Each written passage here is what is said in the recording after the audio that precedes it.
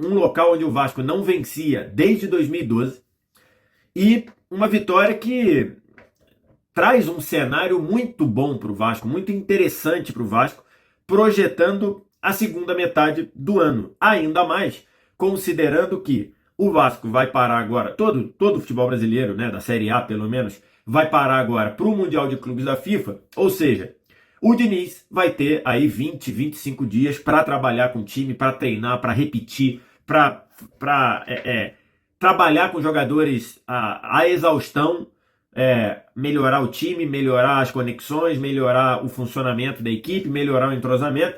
E o Diniz é um daqueles treinadores que, quando tem tempo para trabalhar, ele melhora o time. Independentemente do que você acha, independentemente do quanto você confia no Diniz ou não enquanto treinador, é uma verdade. O Diniz, com tempo para trabalhar, ele faz o time melhorar. A prova, ou não vou dizer a prova, mas um exemplo disso é que agora, da derrota para o Bragantino, 2-0 dentro de São Januário, 2-0 no primeiro tempo, em que nada funcionou, dessa derrota para cá, parou o campeonato por conta da data FIFA, por conta do jogo lá, dos jogos das eliminatórias. O Diniz teve 10 dias para trabalhar, 10 dias.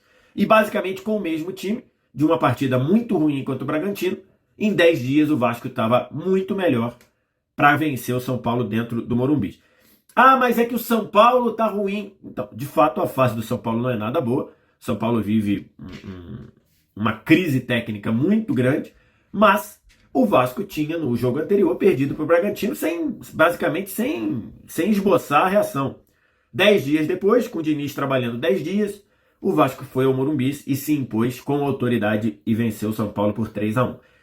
O detalhe é que esse jogo já poderia estar resolvido no primeiro tempo, tá? Esse jogo já poderia ter sido fechado no primeiro tempo. Deixar aqui as estatísticas que eu peguei lá no Flash Score, só do primeiro tempo, tá? Só do primeiro tempo.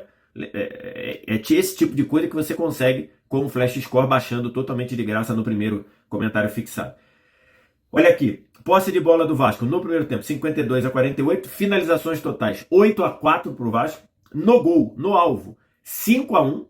Vasco fez 2 e o Rafael ainda fez 3 defesas, 2 delas complicadas. Chances claras, o Vasco teve 2, o São Paulo não teve nenhuma. Então esse é o desempenho do primeiro tempo, que até começa ali meio equilibrado, mas mais para os dois times meio morno, né? E aí a partir ali de 10, 12 minutos o Vasco começou a assumir o controle do jogo, começou a ter mais posse de bola e começou a buscar ações ofensivas. Nesse jogo a gente já viu um Hugo Moura muito mais confiante para afundar entre os zagueiros e fazer a saída de bola. Acho que isso é claro, fruto de trabalho, fruto de repetição, fruto de tempo para treinar, 10 dias para treinar. E o Hugo Moura foi muito bem fazendo esse papel, né? Sendo ali mais uma sustentação para uma saída de 3, para fazer essa bola sair com mais qualidade da parte de trás. E olha que o Hugo Moura nem é até aqui muito conhecido pela qualidade da distribuição, mas com confiança, com o Diniz trabalhando isso, ele pode evoluir. O Diniz já desenvolveu jogadores para fazerem essa função, ou para melhorarem com a posse de bola, com a distribuição, com o jogo apoiado, e assim até o Vasco chega ao primeiro gol. Antes do gol do Ryan, aos 25 minutos, o Vasco já tinha chegado pelo menos 2 vezes, com perigo, e aí, aos 25, fez o gol, num gol marcado ali com muita cara do Diniz, né? Construção começa desde trás, com o zagueiro, para o Hugo Moura fazendo essa saída de bola, achando o Paulo Henrique afunilando, saindo da lateral para vir trabalhar por dentro, com um toque de calcanhar, aciona o Ryan, e o Ryan arranca, vindo da direita para dentro, bate no canto, e aí faz 1-0. O Ryan começando com o Diniz a justificar no time profissional o que a gente viu ele fazer no time sub-17, no sub-20, em seleção brasileira de base, que é essa capacidade de ser um atacante de arrancada, de puxar a marcação, de arrastar todo mundo, de evoluir com bola, mas acertando ali o ritmo, a passada, para se colocar ali entre o marcador e a bola, para proteger. Então, o Ryan fez isso pelo menos 3 vezes no jogo e fez 1-0. Esse 1-0 desbaratinou o São Paulo totalmente. São Paulo entrou ali numa pegada de tentar sair para jogar, mas parava na intermediária do Vasco, o Vasco roubava a bola com muita eficiência e saía para jogar de novo. E aí, nesse cenário, 15 minutos depois, o Vasco continuou tendo chance e volume, 15 minutos depois fez o 2-0, numa jogada também com uma cara de Diniz, né? Começa ali com 4 jogadores muito próximos do lado esquerdo, o Lucas Freitas, o Piton, o Coutinho e o Nuno Moreira, e depois dessa construção pela esquerda, virada para o lado direito, pegando o Ryan também com espaço, Ryan finaliza 2 vezes. Na segunda, o Rafael dá um rebote pro meio da área, o Nuno Moreira bate de primeira para fazer o... Eu vi um Vasco jogando bem, mas assim, distante do que a gente conhece tradicionalmente como chamado dinizismo. Foi um time que nada teve a ver com aquele time de muito toque de bola na saída, de uma certa lentidão na transição. Ao contrário, eu vi um time muito mais vertical, com uma transição mais rápida. Volta, Diniz, a gente tava brincando. Fernando Diniz. Mas o Diniz, aliás, todos nós estamos em evolução, né? A gente vive para isso, para crescer, para aprender. Mas que bom, que ele estava se recusando a evoluir, né? Eu acho que pode ser um sinal de que ele tem repertório para evoluir, e ele aceitando isso e crescendo, ele vai ter mais resultados dessa forma, inclusive fora de casa. Num frio que vocês comentaram bastante aqui com razão, um frio quase de Petrópolis, né? Lá no Morumbi. Uma partida difícil, um adversário tradicional.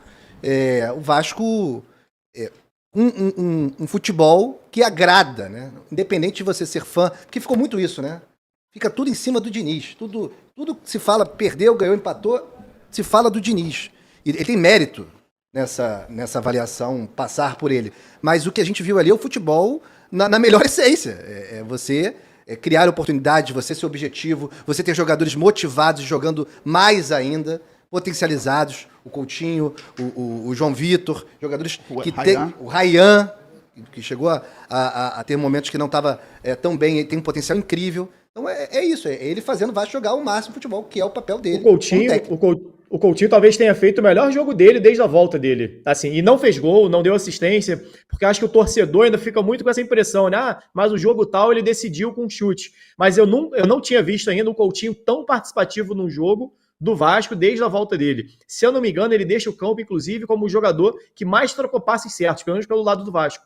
Então, assim, foi um Coutinho que facilitou para todo mundo. Foi um Coutinho que o tempo todo aparecia para ajudar na saída de bola, para fazer uma inversão de jogo, querendo o jogo, chamando um protagonismo que a gente cobrava aqui. Isso. Né? Então, porque não é falta de capacidade do Coutinho, ninguém duvida da qualidade do Coutinho. Era de muitas vezes você ver um Coutinho participando mais do jogo, não só na última bola, não só na penúltima bola, mas realmente tocando na bola o tempo todo, assumindo essa camisa 10 para sair jogando. E ontem foi o Coutinho que o tempo todo, você olhava, o Coutinho estava... Ele e o Tietê. O Tietê fez uma partidaça ontem também, mas o Tietê é um cara...